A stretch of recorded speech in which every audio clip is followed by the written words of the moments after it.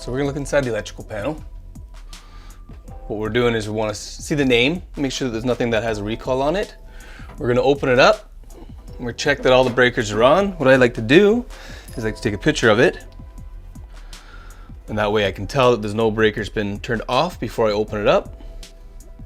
Okay, and then what I want to do is I want to be looking for any openings, anything that any little small critters can crawl into, on the sides, underneath. It's very common to find holes in the breaker panel, and they're quite easy to fix. Okay, so now that we've had a look around, everything looks good.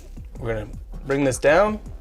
I'm gonna shut off our main disconnect. All right.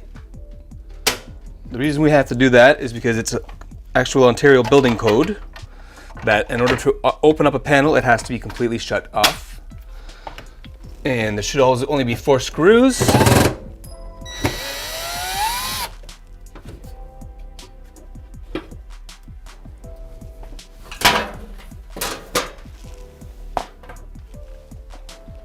All right, so now we're in the main panel. Again, we want to search for holes, for anything can get in.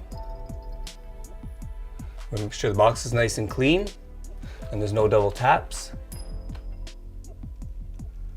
I also want to check to make sure that the wire is the right size for the breaker that it's going into.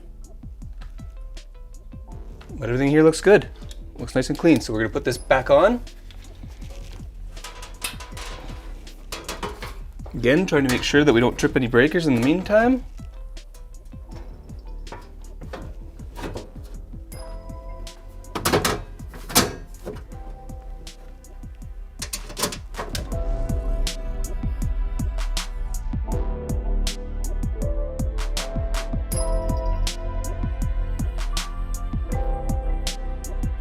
Okay, turn the power back on. And there we have it.